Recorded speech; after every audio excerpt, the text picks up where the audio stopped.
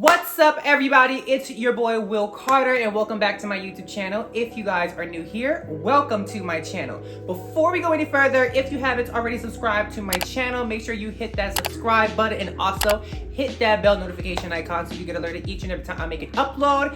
And if you guys want to keep up with me off of YouTube, you can follow me over on my Instagram page at I'm Will Carter for all things my life as Will Carter. You know, I really want to just jump straight into this video because, you know, last video was really fun, you know, making candles in a glass jar with colored wax, which, by the way, I'm really fucking with this colored wax thing. Like, I think I'm gonna do this like all the time now, even if I don't use glass jars in the future.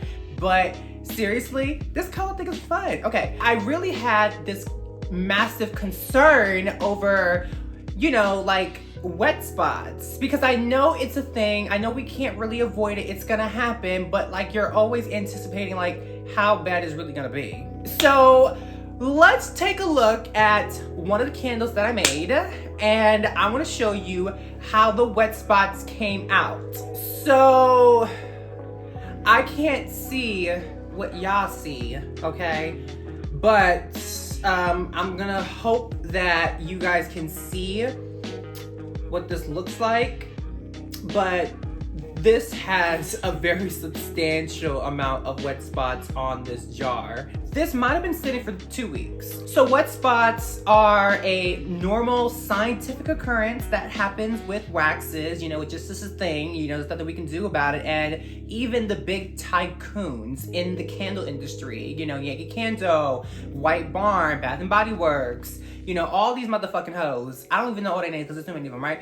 They have all their products on display, on the shelves, with wet spots looking just like this. I'm about to sit here and go through the drama about trying to tell you guys the scientific facts about how wet spots occur and stuff like that, because there's plenty of YouTubers out here who do that very well. You guys already know, if you've been following me, I work with really hot temperatures the entire process, whereas most candle makers work between 175, 180, and then they even pour at a lower temperature than that. I don't do that. I'm anywhere between 190 and 200, and I pour not knowing where the temperature dropped to, because I pour immediately after mixing my fragrance into my wax. So I knew that since my temperatures were so much higher, there was a possibility that it was gonna be like so crazy. But you know, it's different when you see it in person, because again, I never really worked with glass jars before. So obviously in my mind, I'm like, okay, we're still gonna have to make this shit work, because I'm not happy and I wanna make this work, and I would love to offer some glass jars on my website. So I decided to try a little trick to see if this little trick would maybe help cure these wet spots, and they might be a little quick fix. This is the same exact candle as this, same fragrance, they were made at the same exact time, and I used this little trick I'm going to show you guys on this candle because it had about the same wet spots that this one had. And as you can see, there's like hardly any wet spots. There's a little on the bottom. Again, you're never gonna like 100% get rid of them, but at least to the point where you're like comfortable putting it on like the inventory line. This is like way better than what this gave after this little trick that I used on the jar. So I'm gonna take you guys over to the table and show you my little trick hack that I came up with like out of the blue, even though I'm sure I didn't invent this. Like, I'm sure there's other people who are doing this and probably been doing this, but like I just thought about this. So okay, as far as I'm concerned, I invented it. Who cares? Because I'm bringing it to you. So let's move over to the table and let's get happy.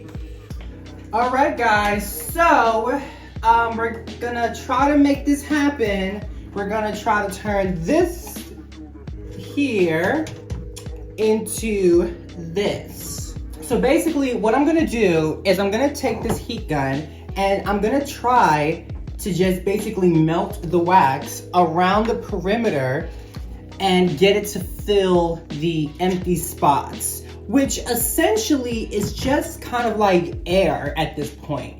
And what I want to happen is for all this air to just kind of like come to the surface, and you'll actually see that happening as you're heating this up. So it takes a second, but we're gonna do it, sister. So I'm gonna put this on the highest heat because I don't got no time to play with you girls. So what I'm gonna try to do is try to get this whole bottom part, like I wanna fill this whole bottom part that you're seeing there.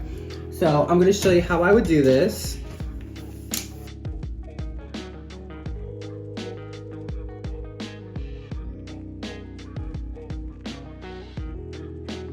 So I don't know if you can see what's already happening there, but you can kind of already see it's filling, and you can kind of see now those air bubbles forming. So I'm gonna go around and get all the spots, and as you're getting those, it will get hot enough and it will cause the air bubbles to kind of like move to the surface, but be careful because at that point most of the glass will be hot.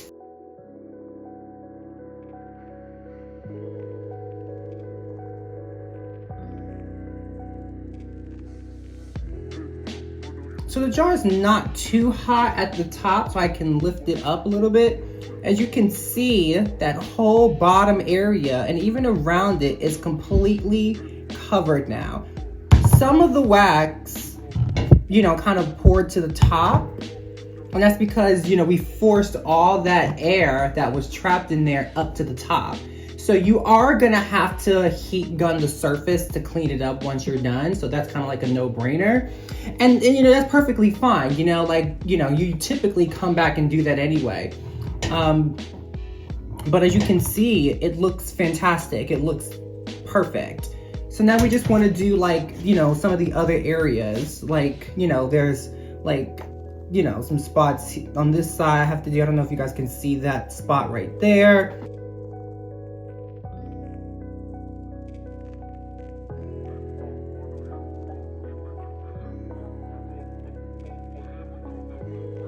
Okay, so I've gone around the entire candle and I've cleared all the wet spots. We're just gonna let this sit and we'll come back and we'll assess the situation. And after all is said and done, we have oh gosh, it's the glare for me. You have a beautiful jar with no wet spots. It looks fantastic, just like, oh, can't show the label. It looks great. And like I said, I've had these here that has been labeled literally for like, seriously like 2 weeks. So I'm very confident that this is like a, you know, if it's not a permanent fix, it's definitely a long enough of a term of a fix that once it gets to the customer's hands, it will still look like this. So I'm very happy with this, guys. So what do you think? Is this successful? What do you think? What are your thoughts? And there you guys have it. Will Carter's easy peasy little hack. Well, it's easy, but I guess it could be tedious too, right? Like if you're like a big business and you have like a lot of jars on the supply line, because I'm still a small business. And when I launch collections, I only start with like a decent amount. And then you gotta remember too, like I started out, but still am a concrete vessel maker. So that extra labor I'm used to anyway, because I have to make the vessels and then I have to like seal the vessels and then I have to like gloss the vessels. So I'm used to having the additional labor work and labor time. So doing this to me is really no different than like the time I was spending and the work I was doing when I was making the jars. So to me, it's not a big deal, but you know, that I might be singing a different tune if my business grows larger and I decide to continue to use glass jars and I'm like, okay, there's like 100 jars in front of me that I have to do this to. Okay, bitch, let's start hiring hoes, okay? Anyway, now that we're here at the end of this video, please don't forget to make sure you are subscribing to my channel. Make sure you're also hitting that bell notification icon for the alerts that I am uploading to my channel. Hit the like button, hit the like button, hit the like button. Do I be telling you guys to hit the like button? I feel like I always skip that part. I don't ever tell nobody that. So like this video too, ho. And also, don't forget to go follow me over on my Instagram page at I'm Will Carter. And with that all being said, I hope you guys have a beautiful good morning, a beautiful good afternoon, and a beautiful good night, whichever part of the world you are living in. Bye-bye. I'll see you guys on the next video.